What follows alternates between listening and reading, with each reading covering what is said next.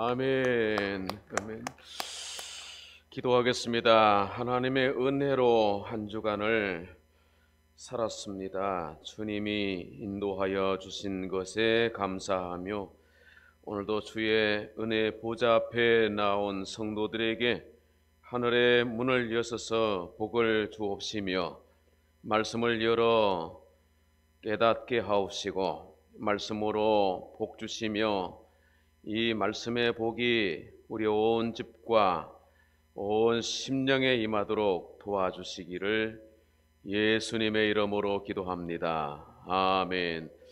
오늘 마태복음 13장에는 천국 비유라 이렇게 이름합니다. 7가지의 천국 비유를 말씀해 주셨는데요.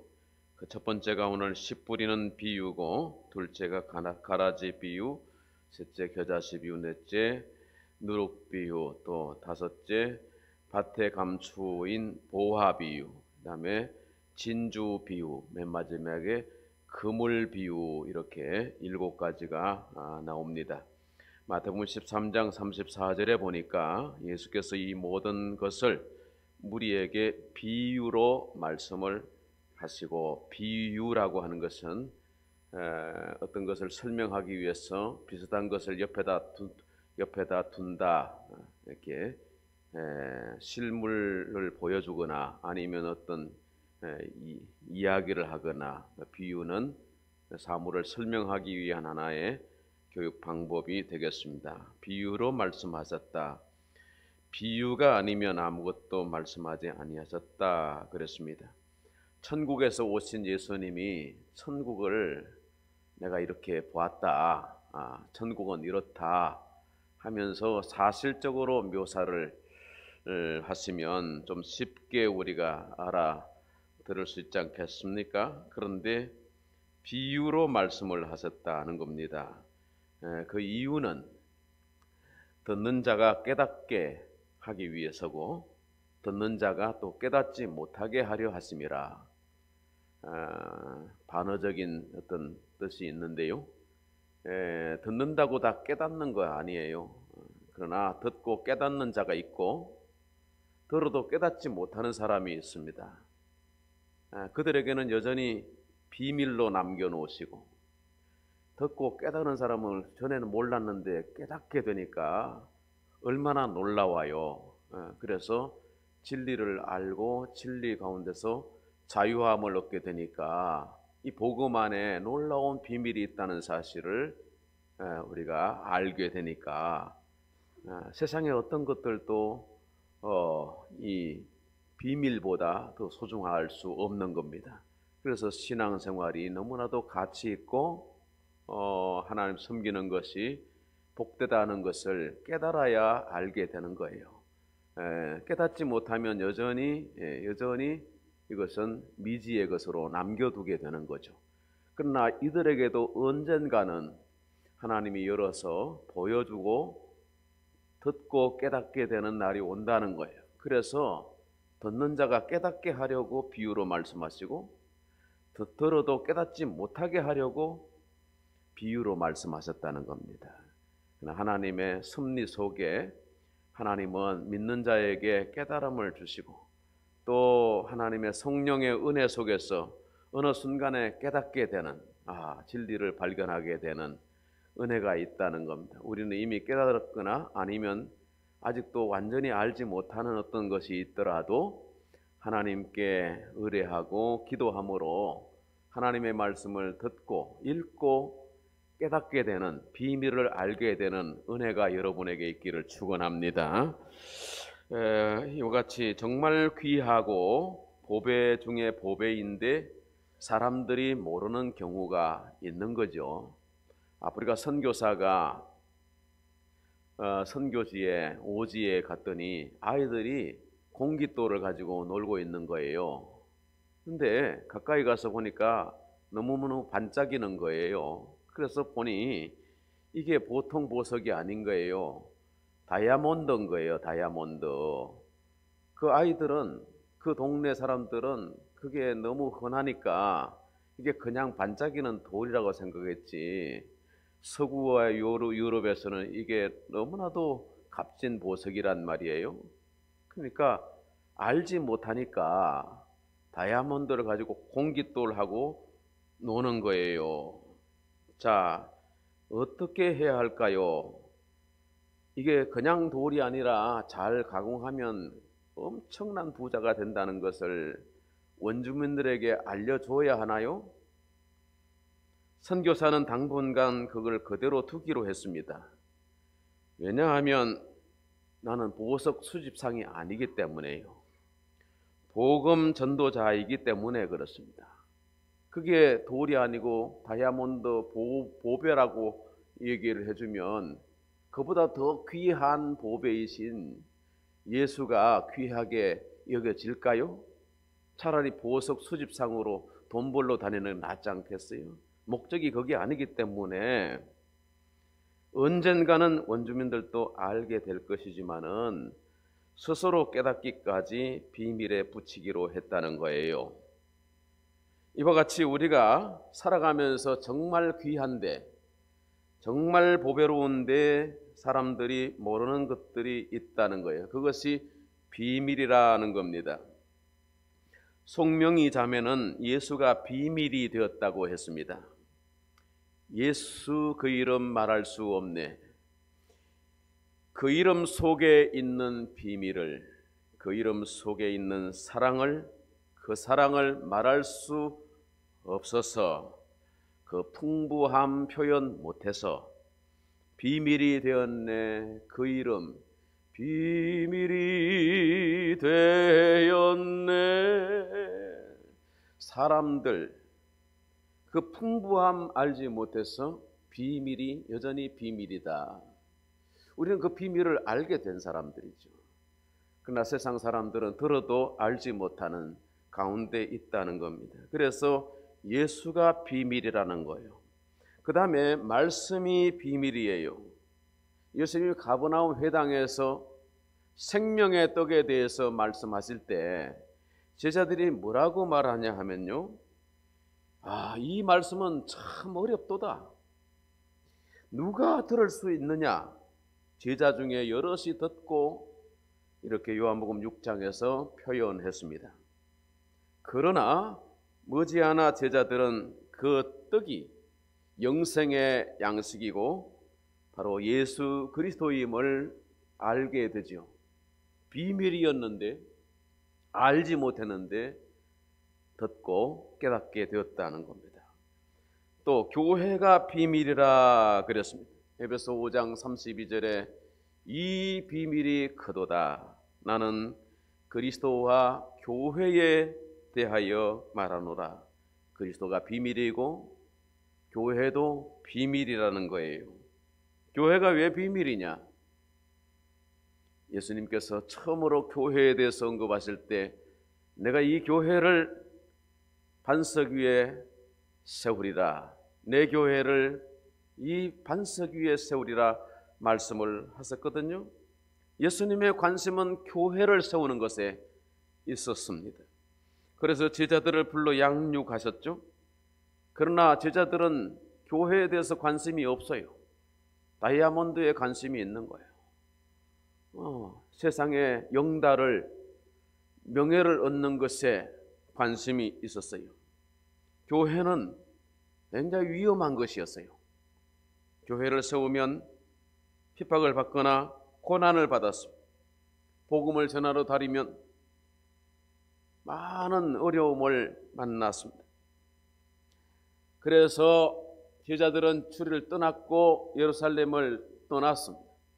부활하신 예수 그리스도를 만나고 난 다음에 그들이 돌이켜 주님 앞에 다시 모였을 때 주님은 복음을 전하라고 말씀하셨습니다.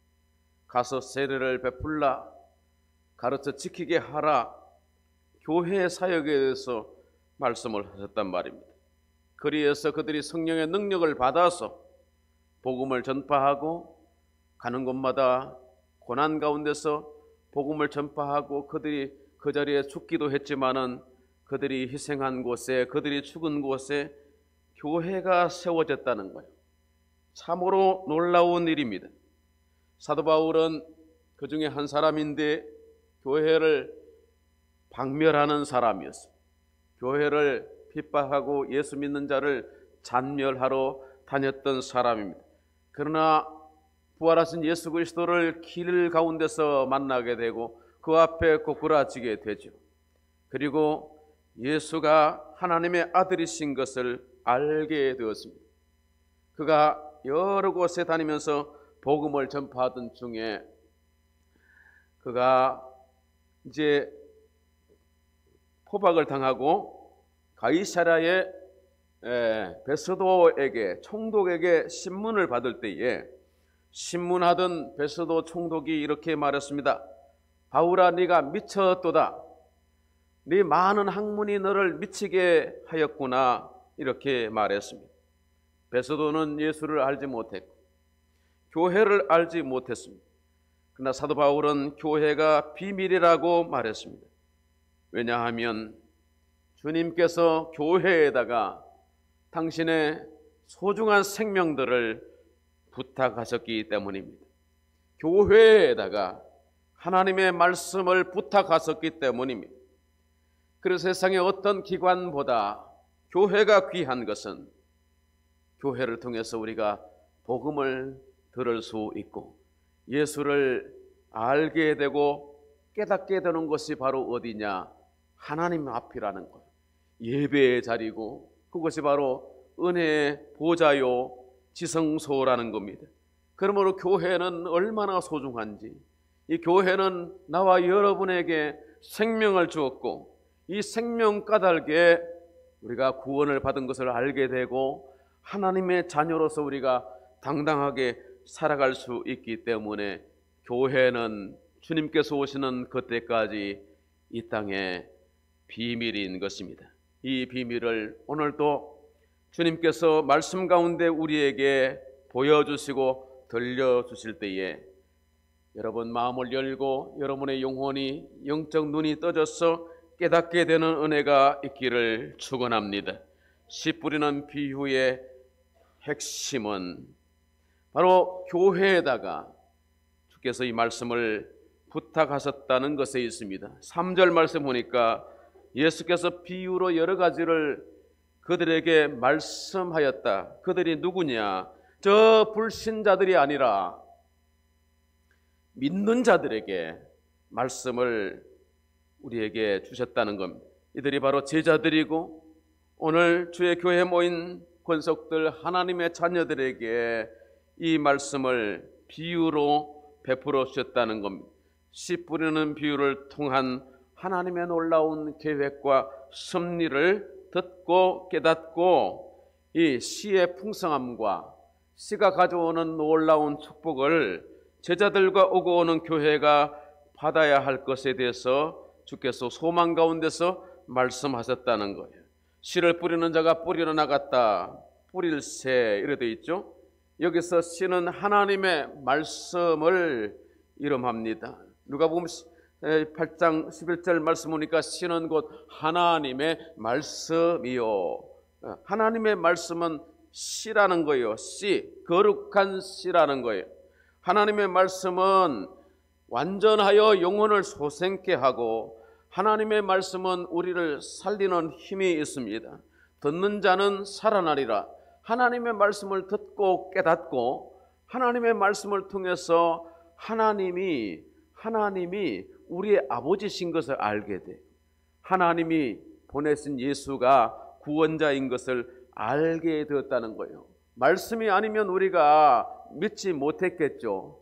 그러므로 말씀은 곧 씨라는 거예요. 그 씨를 우리가 받아들일 때에 우리 속에 생명이 있고 아들을 믿는 자에게 생명이 있다 그랬습니다. 아들이 오신 이유는 우리에게 생명을 주려 함이요 또 그 생명이 풍성하게 하려 함이라 말씀하셨습니다. 예수를 믿으면 참 생명 안에 거하게 되고 죽어도 사는 생명, 영원한 생명을 얻게 되는 줄로 믿습니다. 그리고 이 땅에 사는 동안에 힘있게 권세있게 능력있게 살 수 있는 그 저력이 어디 있느냐? 하나님의 말씀은 그 속에 영혼을 솟생케 하는 힘이 있다고 그랬습니다. 그 속에 생명이 있습니다. DNA라 그러죠. 그 생명은 하나님의 생명이라. 그래서 요한복음 1장에 보니까 그 안에 생명이 있었나니 이 생명은 사람들의 빛이라 그랬습니다. 하나님의 말씀을 듣는 자는 소생케 되고 힘을 얻고 복을 받게 되는 겁니다. 이 씨는 우리에게 오셔서 생육과 번성과 충만케 하시는 복이 됩니다. 겨자씨의 비유를 보면 겨자씨 하나는 심히 작은 것이다. 마치 좁쌀과 같이 작은 씨인데 그것이 심겨진 후에는 풀보다 더 커지고 큰 가지를 낸다 그랬어요. 그리고 공중의 새들이 와서 그 그늘에 깃들인다 그랬습니다. 그래서 씨는 아무것도 아닌 것 같은데 그 속에 생명이 있기 때문에 씨가 번성하고 생육하고 충만케 된다고 말씀하셨습니다. 하나님이 아담과 하와를 지으시고 그들에게 말씀하시기를 그들에게 복을 주시고 하나님이 그들에게 이르시되 생육하고 번성하고 땅에 충만하라, 땅을 정복하라, 하나님 만드신 모든 만물을 다스리라 말씀하셨습니다. 그래서 생육 번성 충만에 씨의 복을, 말씀의 복을 아담과 하와에게 주셨는데 말씀을 거역하여 말씀을 순종치 아니함으로 아담과 하와가 실패하였습니다. 우리가 하나님을 믿는다는 것은 뭐냐? 하나님의 말씀을 듣고 순종하는 것에 있습니다. 어떤 시련이 있어도, 환경의 변화가 있어도, 어떤 어려움이 있어도 믿음을 지키고 그 씨를 소중하게 여기고 말씀을 소중하게 여기고 말씀을 읽고 묵상하고 말씀 앞으로 나오고 말씀의 공동체인 교회를 사랑하고 지성소 앞에 나와서 예배하고 말씀을 받고 또 듣고 깨닫고 말씀을 지켜서 살아가는 신앙의 생활을 통해서 우리가 영향력 있는 사람, 씨가 번성하게 되고 충만케 되고 복되게 되는 줄로 믿으시기 바랍니다. 그래서 이 씨로 말미암아 하나님의 말씀으로 말미암아 복된 가정이 얼마나 인류 가운데 많은지 모릅니다. 예수 잘 믿는 가정이 대대로 잘 되는 일이 너무나도 많습니다. 왜? 진리의 말씀이기 때문입니다. 이거 우리를 소생케 하였고 우리가 그 말씀에 힘을 얻어 활력을 얻어서 우리가 능동적으로 영향력 있는 삶의 자리까지 하나님이 높여주시는 예가 너무 많습니다. 다 말할 수 없습니다. 우리나라도 이렇게 하나님이 말씀을 보내셔서 이 나라가 세계에 뛰어난 민족이 된 것은 우연한 것이 아니라는 거예요. 정치가 저렇게 죽을 쏘도 하나님의 말씀이 전파되고 교회가 세워지고 교회가 아무것도 힘이 없는 것 같아도 교회는 연약한 것 같아도 교회가 비밀이라는 거예요. 교회가 세워지는 마을마다 번성하고 부흥하고 경제가 활성화되고 이 나라의 모든 지도자들이 하나님 합력하게 하셔서 세계 열강에 뛰어난 민족이 되게 하시는 놀라운 씨의 번성이 저와 여러분에게 주신 하나님의 복인 줄로 믿으시기 바랍니다. 예수님은 이 씨를 가지고 오셨는데 말씀으로 육신이 되어서 우리 가운데 거하셨다 그랬습니다. 예수님이 오늘 씨 뿌리는 자로 오셔서 이 비유의 말씀을 갈릴리 호숫가에서 전하실 때에 마침 농사 짓는 계절, 씨 뿌리는 계절이었어요. 그래서 농부들이 씨를 뿌리는 모습이 갈릴리 호숫가에 앉아있는 사람들에게 저 건너편 언덕에 농부들이 씨 뿌리는 모습을 볼 수가 있었다는 거예요. 그래서 오늘 예수님은 무리들에게 들으라 하셨습니다. 여기 들으라고 하는 것은 신명기 6장의 쉐마라고 하는 말입니다. 쉐마 이스라엘, 이스라엘 쉐마. 쉐마라고 하는 것은 교육의 핵심이죠. 듣는 것이라는 뜻입니다. 여러분, 율법의 교사는 학생들에게 말씀을 읽어서 들려줍니다. 들어라 학생들아, 들어라 백성들아, 들어라 성도들아 하면서 말씀을 높은 곳에서 선포합니다. 갈릴리 바다는 이렇게 낮은 곳에 있기 때문에 예수님 베드로의 배를 빌려서 그곳에 서시든지 그러면 사람들이 이렇게 언덕에 이렇게 앉아요. 그래서 많은 천명, 수천 명, 수만 명이 앉아 있어도 조용히 경청하게 되면 이 갈릴리 바다의 그 바람과 함께 이렇게 벤치에 앉아 있는 운동장에 이렇게 스탠드에 앉아 있는 사람들이 이렇게 소리가 전달되는 그런 방식으로 스피커 확성기가 없어도 많은 사람들이 주의 말씀을 들을 수가 있었던 것입니다. 그런데 주님은 종종 이렇게도 말씀하셨어요. 귀 있는 자는 들을지어다. 귀가 있다고 다 듣는 것이 아니라는 거예요. 귀가 있어도 듣지 않는 사람들이 많아요. 말세에 사람들은 자기가 듣고 싶어 하는 것을 듣지, 정보나 지식이나 돈 되는 것이나 이런 것을 듣기를 좋아합니다. 그래서 많은 사람들이 선생을 많이 둔다 그랬습니다. 각 영역에 선생들을 많이 둡니다. 그러나 문제는 생명에 관해서 듣지 않는다는 거예요. 아프면 의사와 약사의 말은 잘 들어요. 그러나 생명의 복음에 대해서, 영생에 대해서, 천국에 대해서, 영원한 삶에 대해서 듣고 싶어 하지 않는다는 거예요. 그래서 웰빙에 대해서, 건강에 대해서, 무슨 돈벌이에 대해서, 사업의 어떤 방법론에 대해서 많이 듣습니다. 그러나 그것이 우리에게 생명을 가져오는 것이 아니고 우리에게 영생을 주는 것이 아니라는 겁니다. 영생이 여기 있나니 예수 안에 생명이, 하나님의 말씀 안에 생명이 있다는 거예요. 그 말씀을 듣고 우리도 깨닫게 되었어요. 여러분은 왜 교회에 오셨어요?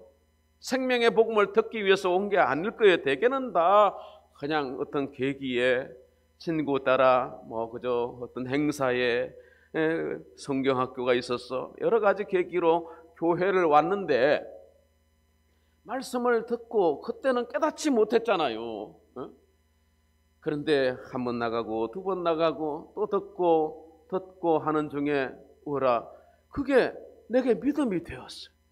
그래서 하나님의 말씀을 듣는 자가 살아나리라, 생명이 회복되는 거예요. 영적 생명이 회복되었어요. 그래서 지금은 예수가 하나님의 아들인 것을 믿게 되었네요. 할렐루야. 얼마나 큰 축복인지 모릅니다. 여러분이 세상에 있었으면 들었겠어요? 세상의 길거리의 전도자들을 듣고도 다 지나쳐요. 그런데 어떤 사람들은 듣고 교회 한번 가볼까, 그런 마음이 생기는 거예요. 듣고 그러면서 깨닫게 되는 거예요. 영생의 복음이, 생명이, 영원한 생명이 여기 이곳에 있다는 사실을 듣고, 그때는 몰랐는데 어느 순간 깨닫게 하신다. 그 깨닫게 하시는 것이 바로 성령의 능력인 줄 믿습니다. 그런데 어떤 씨는 그 속에 생명이 없어요. 씨를 뿌렸다고 해서 다 나는 것이 아니에요. 제가 전에 고향에서 완두콩을 갖다가 좀 한 옵을 얻어다가 서재에다가 이렇게 양집하는 곳에 두었어요. 신림동에서 이사를 오면서 어떻게 짐에 섞여가지고 이렇게 두었다가 한 2년인가 지나가지고 그걸 발견했어요. 야, 이게 씨가 날까? 좀 반신반의하면서 옥상의 밭에다가 40구덩이를 파가지고 80개 정도를 갖다가 2개씩 심었어요. 그런데 한두 달 있다가 보니까 물을 이렇게 주고 그랬는데 몇 개 났냐 보니까 5구덩이 정도가 났어요. 나머지는 다 그 속에 생명이 없었던 거예요. 씨는 씨인데 씨의 모양만 있지 씨의 능력이 없는 거예요. DNA가 없는 거예요. 그럼 나지 아니하는 거죠. 자, 그런데 오늘 하나님의 말씀은 그렇지 않다는 거예요. 하나님의 말씀은 그 속에 생명의 DNA가, 하나님의 생명이 그 속에 있다는 거예요. 그런데 나지 않는 것은 씨의 문제가 아니라 밭의 문제라는 거죠. 토양의 문제라는 거죠. 그래서 오늘 4가지 토양에 대해서, 4가지 밭에 대해서 소개하고 있는데 밭의 상태에 따라서 결과가 다르다는 거예요. 첫 번째는 길가에 떨어진 씨입니다. 길가를 갖다가 밭이라고 말하지는 않을 겁니다. 그러나 형질상, 분류상 길가 밭이라고 하십시다.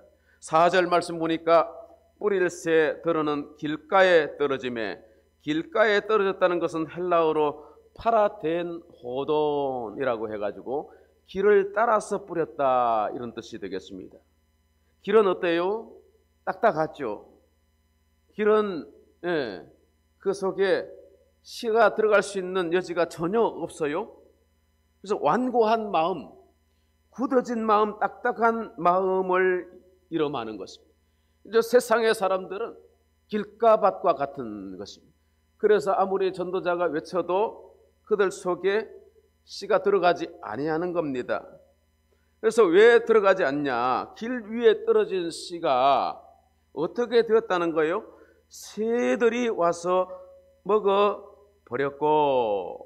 야, 새들은 참 영특합니다. 새들은 옥상에 제가 텃밭이 있어서 봄철에 씨를 뿌려놓으면요, 그 흙을 이렇게 덮어놔요. 그래도 비둘기 녀석이, 까치 녀석이 와서 다 파헤쳐서 먹어요. 그래서 씨가 나는 것은 한 30% 정도가 날까요? 씨를 그대로 두지 않는 거예요, 이 영특한 새들이. 자, 그래서 여기 새는 무엇을 의미하느냐 하면, 비유에 새는 악한 자라는 거예요. 사단이라는 거예요. 사단 마귀는 우리에게서 하나님의 말씀을 빼앗아 간다는 거예요. 말씀이 얼마나 소중합니까? 이 말씀이 떨어지면 이 씨가 번성하게 되어서 복이 되는 걸, 그래서 마귀가, 사단이 이거를 빼앗아 가버린다는 거예요. 사단은 우리를 망하게 하는 존재들이잖아요. 보이지 않는 영적 세계에 어둠의 영들이 있다는 것이죠. 그래서 끊임없이 말씀을 빼앗아 가요.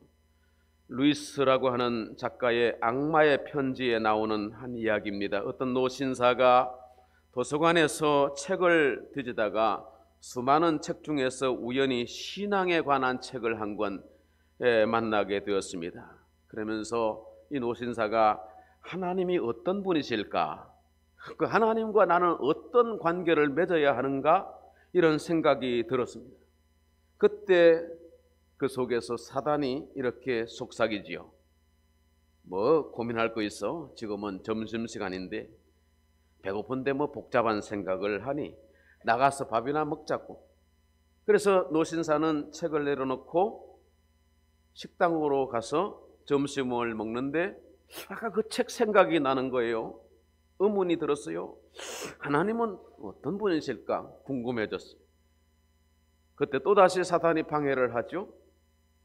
식사할 때는 즐겁게 식사를 해야지 먼 딴 그딴 복잡한 생각을 하고 그러니 식사를 일단 마치고 보자.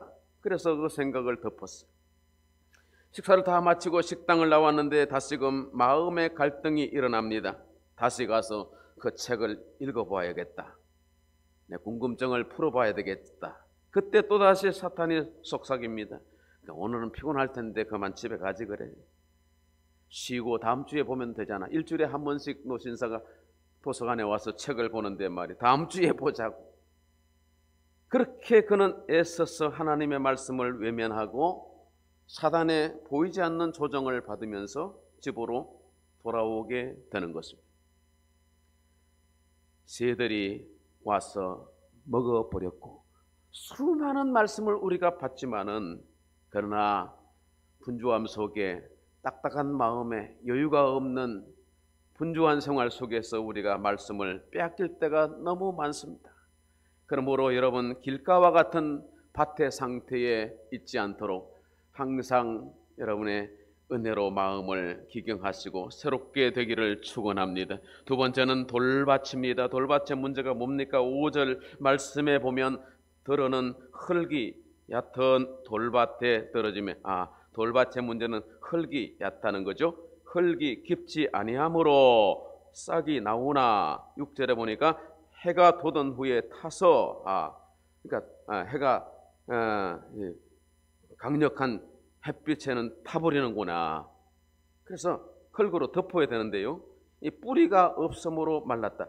여러분, 흙이 깊지 않는 것의 문제, 겉으로는 밭인데 자세히 보니까 돌밭인 거예요. 씨가 떨어져서 싹이 트기는 하는데 흙이 얕아서 뿌리를 내릴 수가 없죠. 겉보기에는 잘 믿는 것 같은데, 성실해 보이고 주님을 사랑하는 것처럼 보이는데 뿌리가 없어서 환경이 어려워지거나 또 좀 고난이 있고 그러면 믿음도 흔들려 버리는 거예요. 식어버리는 거예요. 이런 유형들이 초신자들에게서 많이 찾아볼 수가 있고, 기존의 신자, 오래된 신자에게 없냐? 그렇지 않다는 거예요. 말씀을 받기는 하는데 믿음이 깊지 못해서 환난이나 핍박이 오면 넘어지고 마는 겁니다. 흙이 깊지 아니하므로, 다시 말하면 흙의 깊이를 더해야 하는 거죠. 돌을 걷어내고, 그리고 말씀의 쟁기로 묵은 땅을 갈아엎어야 되죠. 그래서 은혜 깊은 마음이 되도록 해야 되고 토양을 갱신해야 된다는 거예요. 그래서 주일 성수하고 공예배에 나오고 기도회도 나오고 은혜를 사모하고 우리의 깊이를, 얕은 깊이를 더해 가야 된다는 거예요. 그 시간도 필요하고요, 또 경륜도 필요하다는 거예요. 그래서 여러분, 시간이 지날수록 깊이가 더 깊어지고 넓이가 더 넓어져서 수용성 있는 그런 토양이 되어져서 여러분이 좋은 땅이 될 수 있게 되기를 축원합니다. 돌박 같은 마음을 성령의 쟁기로 갈아엎고 밭갈이를 해서 씨를 받아들일 수 있는, 그래서 번성하는 우리 심령과 여러분의 삶이 되기를 축복합니다. 세 번째는 뭐죠? 가시떨기 밭이죠. 7절 말씀 보십시오. 들어는 가시떨기 위에 떨어짐에 가시가 자라서 기운을 막았고, 문제는 가시에 있죠. 씨가 떨어질 때는 괜찮았는데 씨가 자라면서 가시도 같이 자라나는 거예요.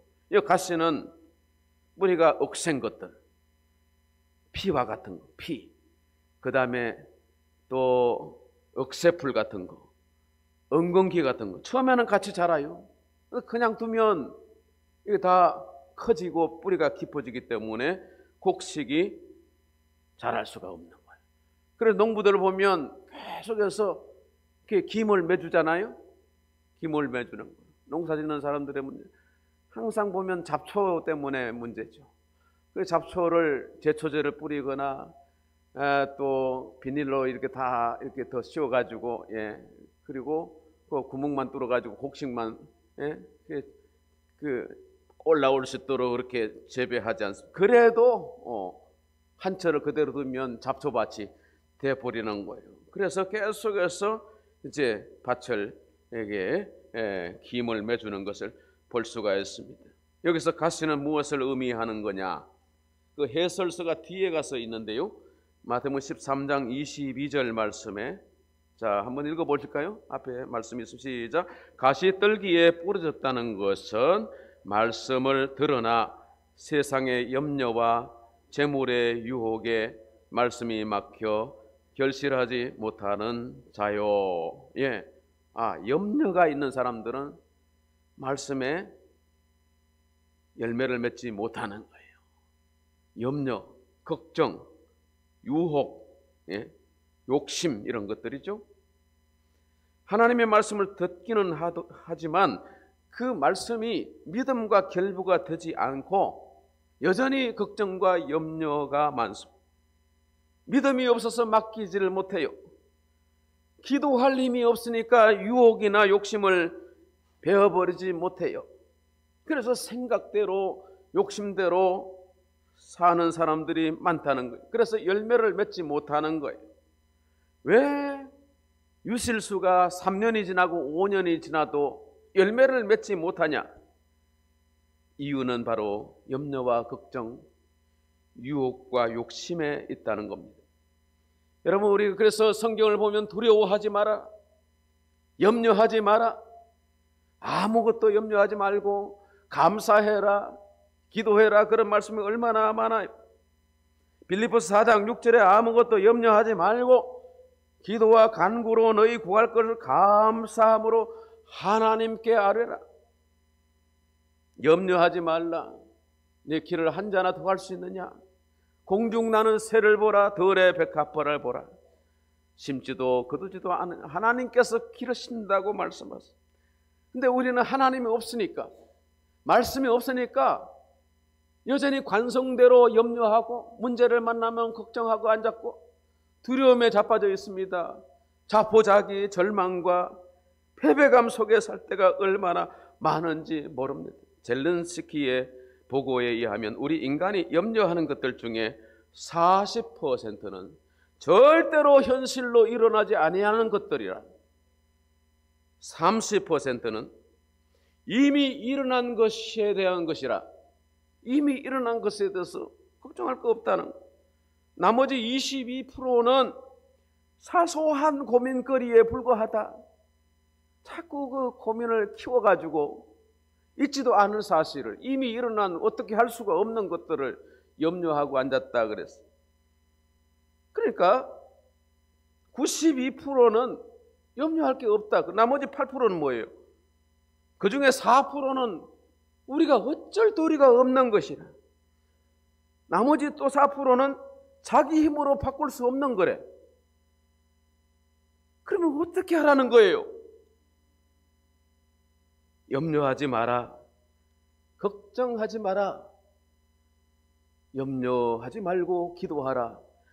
기도할 수 있는데 왜 걱정하십니까? 기도하면서 왜 염려하십니까? 그 다음에 어떻게 되죠? 주님 앞에 무릎 꿇고 기도해 보세요. 마음을 다하고, 마음을 정결하게 뜻을 다하여, 뜻을 다하여 기도할 수 있는데, 기도할 수 있는데 왜 걱정하십니까? 기도하면서 왜 염려하십니까? 염려하십니까? 아멘. 할렐루야. 걱정을 맡기는 마음, 염려를 의탁하는 사람, 믿음으로 사는 사람의 마음밭은 뭐냐? 좋은 땅이라는 거예요. 좋은 땅. 우리는 나쁜 땅, 가시떨기, 돌짝밭, 길가와 같은 그런 마음의 밭의 상태에서 우리가 일상생활을 하기가 쉬워요. 나는 뭐 장로니까, 나는 권사니까, 나는 좋은 땅이야, 이렇게 착각하면 절대로 안 됩니다. 성령 충만한 마음이 바로 좋은 땅이에요. 근데 우리가 늘 성령 충만하지 않아요. 말씀을 듣고 순종하는 사람이 좋은 밭이에요. 그러나 말씀 듣고 순종하지 않아요. 그렇기 때문에 이상적인 밭이 바로 오늘 네 번째 좋은 땅이라는 거예요. 여러분, 이 좋은 땅이 되시기를 축원합니다. 8절 같이 읽어봅시다. 들어는 좋은 땅에 떨어짐에 어떤 것은 100배, 어떤 것은 60배, 어떤 것은 30배의 결실을 하였느니라. 아멘. 좋은 땅은 말씀을 그대로 받아들이는 마음이에요. 좋은 땅은 순종하는 마음이에요. 좋은 땅은 연하고 부드러운 마음이에요. 좋은 땅은 어떤 것도 수용할 수 있는 마음이에요. 예수 잘 믿고 오래 믿고 대대로 믿으면 좋은 땅이 됩니다. 하루아침에 좋은 땅이 되지 않습니다. 우리 속에 선뿌리가 있어요. 대대로 혈기가 있어요. 죄악과 정욕이 있어요. 죄로 달려가는 급한 마음이 있어요. 분노가 있어요. 말씀으로 기경하고 묵은 땅을 제거하고 돌을 걷어내고 염려와 근심, 유혹과 욕심, 이 가시를 자꾸 빼내고 그렇게 해서 다음 대, 2대, 3대 내려가면요, 한 4대쯤 가면 요셉이 나죠. 영향력 있는 하나님의 사람들이 난단 말이에요. 그래서 우리가 다음 세대를 위해서도 예수 잘 믿어야 돼. 할렐루야.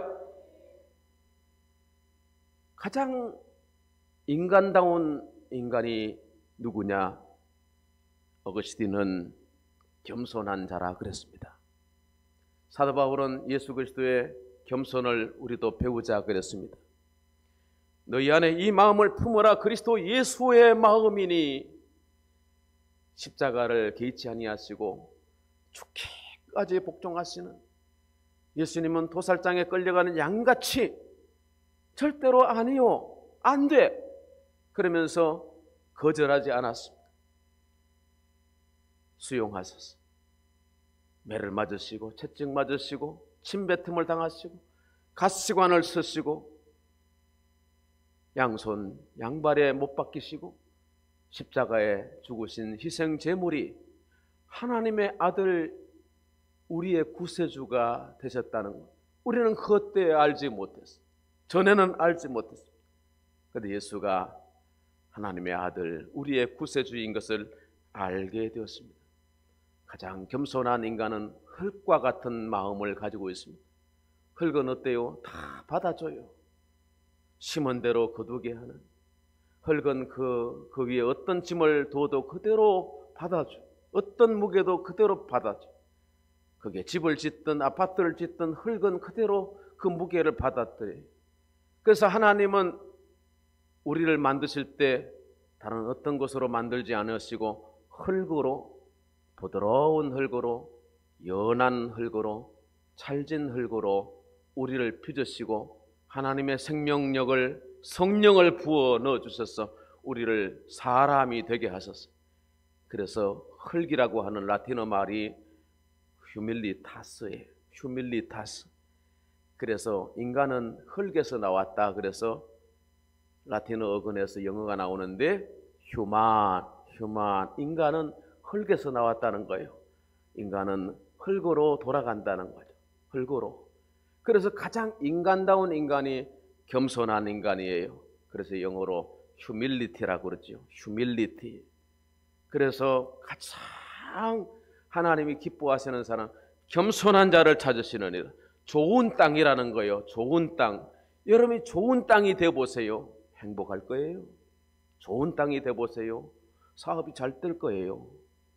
꼼수로, 무슨 어떤 재간으로, 무슨 투자를 잘해서 운이 좋아서 성공하는 게 아니에요. 참 성공은 겸손한 것에 있고 덕에 있습니다. 하나님이 부어주시는. 그래서 생육번성 충만하라, 시의 번성을 말씀하시는 거예요. 우리 예수세계교회, 정다운 교회가 시의 번성을 보게 될 줄로 믿습니다. 여러분과 여러분의 가문이 시의 번성에 축복을 받게 되기를 주의 이름으로 축복합니다. 하나님 아버지 감사합니다. 씨 뿌리는 비유를 통해서 말씀하심을 감사합니다.